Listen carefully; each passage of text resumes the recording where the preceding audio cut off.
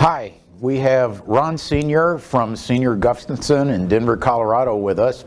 Welcome, Ron. I appreciate the time. Thank you, Mike. Ron and I have known each other for quite some time, maybe 25 years or so. I think at least that long. So we've been over a few road bumps and learned the areas of forensic accounting and valuation all this time. So Ron, you're quite a prolific speaker. We're here at a conference in Fort Lauderdale, Florida on forensic accounting and valuation, and Ron's just finished his presentation in front of about 100 or so people. So Ron, tell us a little bit about the nature of your work in terms of business valuation and forensic accounting. I'm happy to do that, Mike, and I appreciate the opportunity to be here. I started out doing valuation work when I was a legal administrator for a law firm in Denver that no longer exists, but we had about 50 attorneys.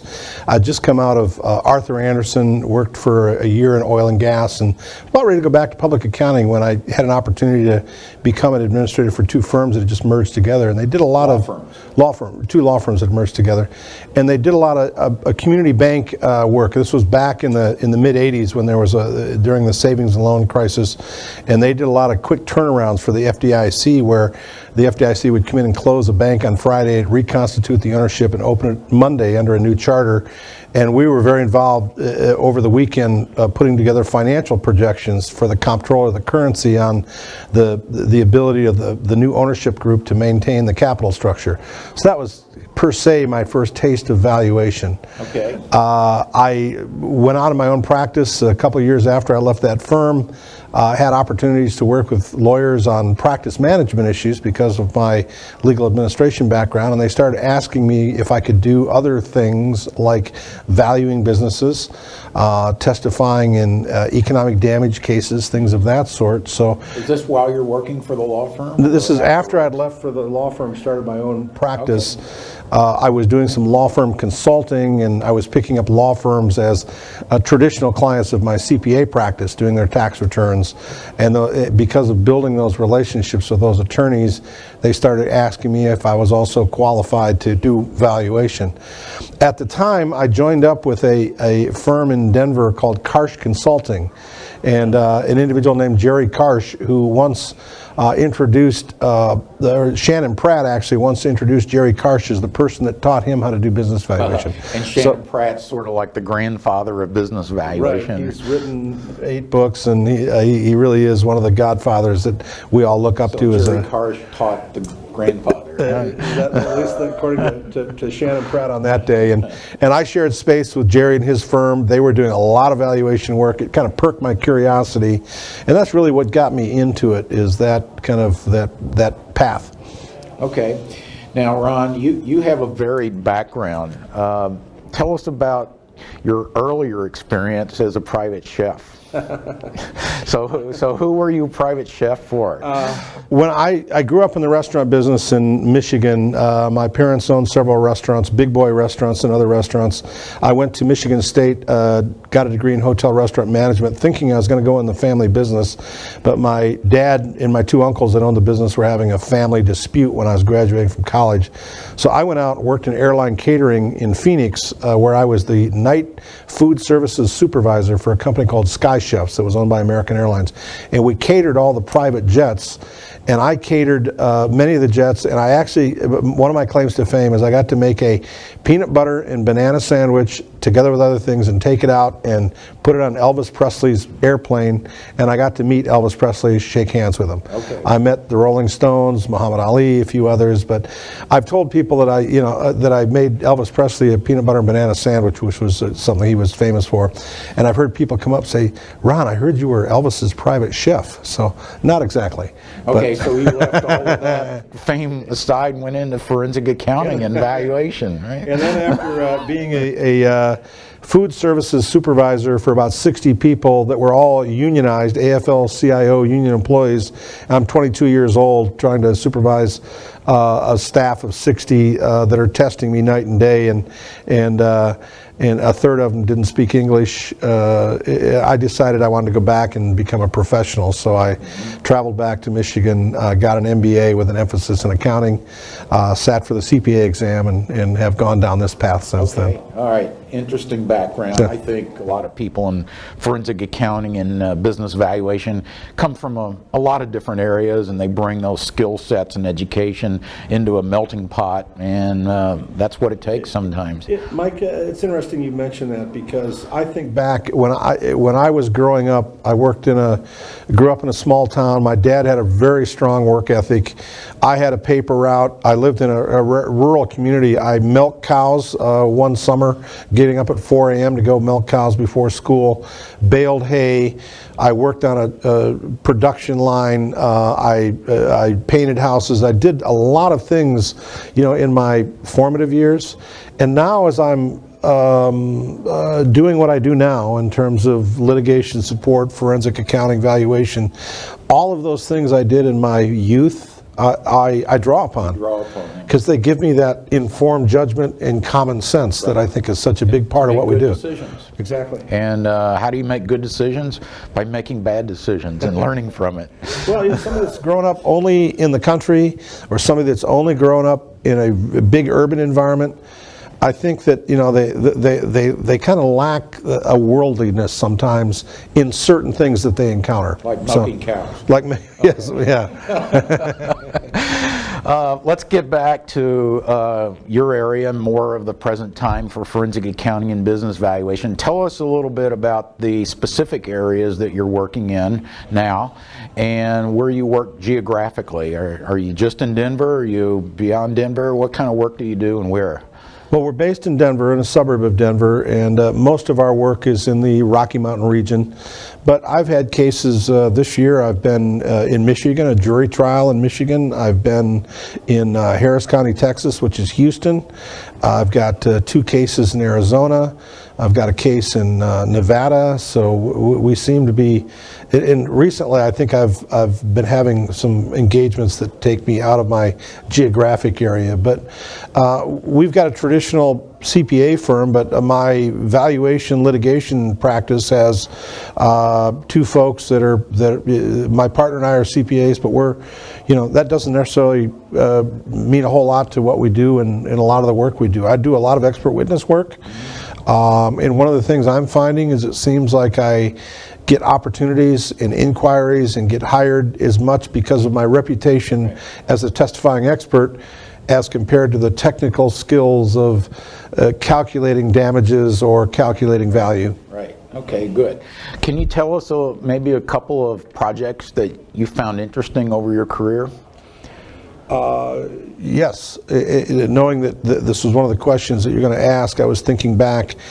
We've had some very large discovery cases. I've been special master on 2 occasions in the last couple of years for records maintenance to get control over records that are being used by other experts.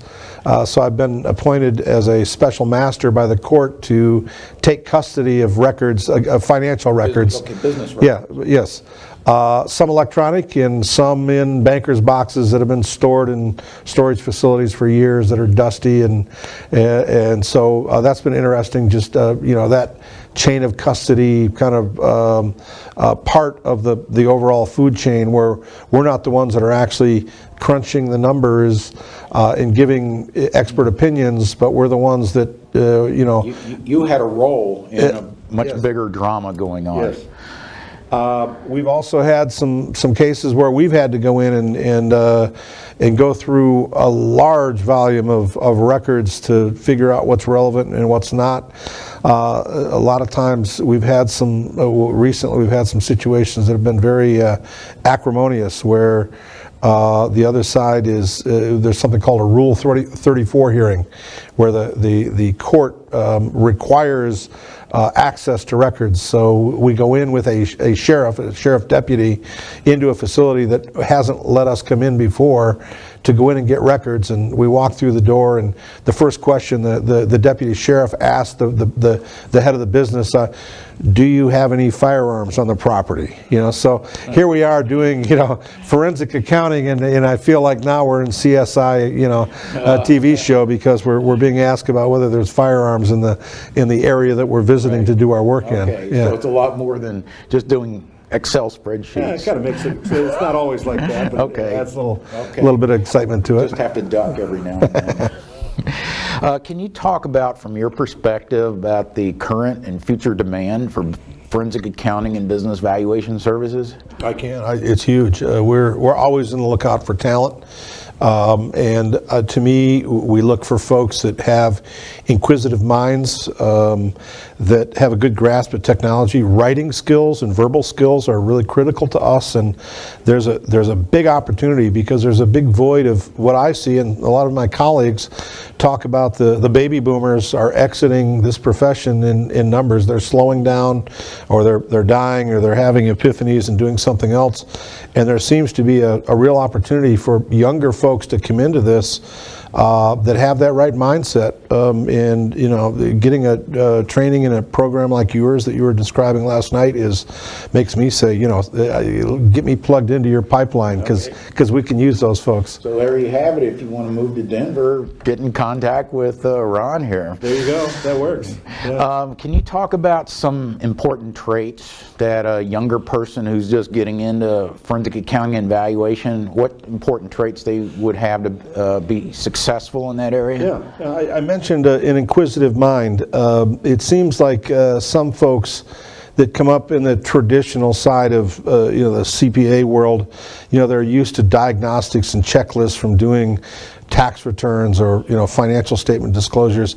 Our world is we need people that are free thinkers, that are creative within reason, if you will, but question things. As I said, good writing skills, being able to take information and convert it into a succinct, understandable summary is a written report. A written report is incredibly important in our being able to get up and articulate your opinions, and even internally in group meetings. Without putting them to sleep. Right. Teaching is a great opportunity. Giving presentations it's a great way to build that skill set. You and I have both taught for many years, and it serves us well in the courtroom, where and when we're in litigation proceedings, because so much of it is the storyteller part. Right. They expect that you technically right and strong with your opinions, but can you articulate what it all means to a judge or a jury? Right, and so many of us, we didn't come out of the womb as being natural speakers. We just were thrown into a situation and got better, and did it again and got better, and so on. I'm the kind of guy in 8th grade speech class, when I had to do my 2-minute presentation, I'd be nauseous and try to stay home that day, even knowing that I'm still going to have to do it tomorrow when I show up, because I was a wallflower in high school. And when I started my own practice, I realized I got to get out and market myself, and that's when I got involved in teaching, and now I relish opportunities to get up in front of people. I mean, I just came from teaching a session that I haven't taught before, so there's always when you get too comfortable, you've probably been doing it too long. But so you need the butterflies in your stomach. A bit. You need to make them fly in formation. Yeah, that's a good way to put it. Yes. I used to need about a week to get ready for an impromptu speech, so that's where I was. There you go. Can you give us any more advice for students in forensic accounting or business valuation that you haven't talked about? Read and absorb things. There is so much that's evolving in terms of case law. So a trait that I think really serves folks well, and sometimes you either have it or you don't have it, is your recall memory. If you can do things to figure out how to retain information that you see or exposed to, that serves you well in this profession. And my memory is not as good as it used to be, but I think I've always had a good recall memory, and that's a trait that I think has served me well. But if you're a student getting into this, find a mentor. That's probably the best advice I could say is, if you want, wherever path you go on, find somebody that's technically strong in it, that has a good reputation, and see if you can buddy up with them in some fashion. Take them to lunch, ask if you can review their work product maybe on a gratis basis, but find one or two mentors, because that'll serve you well as you go down this path. Okay, great. Ron Senior, thanks for joining us. Thanks, Mike. Appreciate the opportunity. Thank you.